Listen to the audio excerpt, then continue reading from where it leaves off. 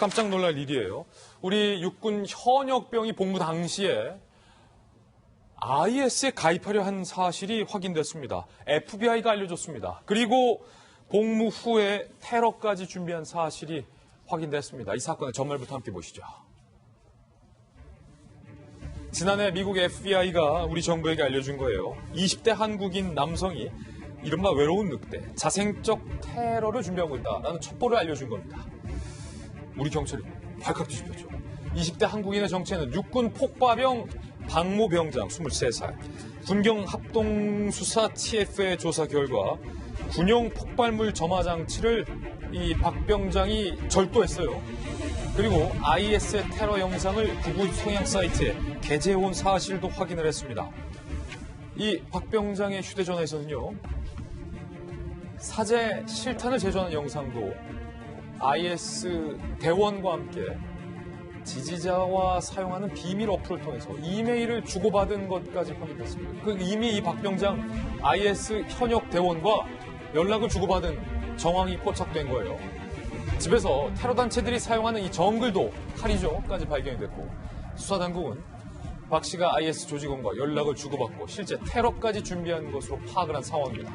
군용물 절도 혐의, 테러방지법 위반 혐의로 입건을 한 상황인데, 아시다시피 이 IS 얼마 전 부활절에 스리랑카에 잔인한 테러를 벌인 배후 단체이기도 합니다. 그 테러 영상도 준비했습니다.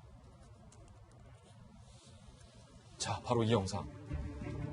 식당, 개인 집, 교회, 성당에서 무차별적인 IS의 테러로 인해서 호텔 로비, 많은 사람들이 목숨을 잃었던 스리랑카의 부활절 테러. 바로 IS가 이 외로운 늑대들을 이용해서 벌인 범죄 현장이었습니다. 그런데 이 외로운 늑대가 지금 한국에서도 나오는 거예요. 이 교수님. 네. 결국 뉴 테러리즘의 모습으로 저는 해석을 하고 있는데, 네. 그 과거 같으면은 그 현지에 가서 교육을 받고 또 주의 주장을 학습을 합니다. 그런데 최근에는 사이버 공간에서 다운로드를 받아서 학습을 한다고 해서 다운로더블 테러다 이렇게 얘기하고 있고요. 그렇군요. 자생 테러의 그 모습이 전 세계적으로 퍼지고 있습니다. 예를 들면 표적도 과거 같으면 군경 시설을 표적을 했지만 지금은 다중이 이용할 수 있는 연성 타겟, 소프트 타겟을 이제 목적으로 하고 있고, 효과적인 그 공격 행위를 위해서 급조 폭발물을 준비하는 것이 최근에 뉴 테러리즘의 경향인데, 이번에 그 발각된 이 병사가, 특기 병사가 결국은 폭발물 전담 특기 병사인 점에 착각한데 본다면 사실상 우리나라도 더 이상 테러 청정국이 아니라고 하는 위험성이 사실은 수년 전부터 감지가 되었었는데, 2016년 테러 방지법이 제정된 이후에 일정한 첩보에 근거해서 이번에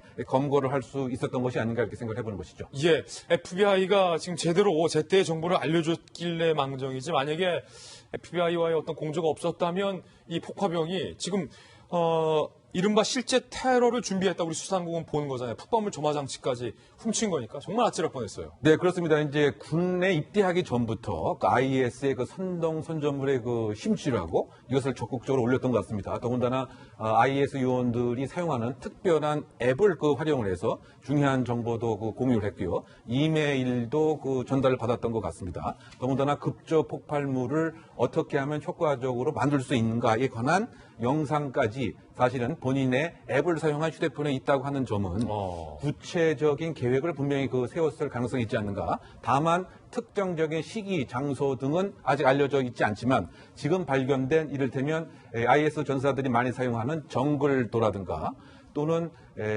특별한 그 주의 주장과 관련된 그 심취한 정도 뿐만이 아니고 이마크 통신이라고 하는 소위 말해서 이제 제한된 보안이 유지된 앱이 있는데 이것을 그 활용을 했다고 하는 점은 상당 부분 외로운 늑대의 그 모습으로서 자생 테러의 위험성이 국내에도 처음으로 공식적으로 발각된 것이 아닌가 생각이 되고요. 사실은 2015년도에도 우리나라 청소년 김군이 넘어갔잖아요. 시리아에 갔습니다. 이제 그 당시에도 여러 가지 그 한국 상황에 적응을 못하는 학교 문제, 친구 문제, 그래서 이른바 외로운 늑대라고 하는 일련의 사회적 그 외톨이들이 이 IS의 주의 주장에 심취하게 되면 이것이 이른바 그 자생적 테러로 진화 발전하는 것이 서구 선진 국가에서의 모습인데, 우리나라에도 이와 같은 모습이 있다고 하는 점에서 사회 문제와 테러의 문제가 함께 가는, 연동되는 이런 현상이 아닌가 해석해 봅니다.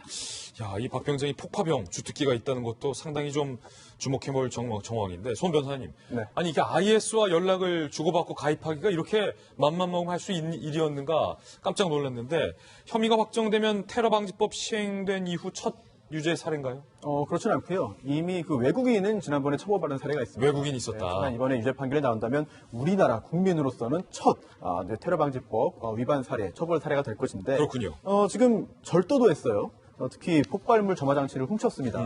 절도죄로 처벌받는데 이제 군형법에 가중처벌 규정이 있거든요. 특히 폭발물, 총포, 탄약, 이런 폭발물을 훔친 경우에는 법정형이 굉장히 높습니다. 사형 무기 5년 이상의 징역이에요. 그리고 또 테러방지법도 이런 테러단체에 테러단체를 구성하거나 가입한 경우에 처벌받고요. 또 미수, 실제로 설령 가입하지 못했다, 시도만 했다.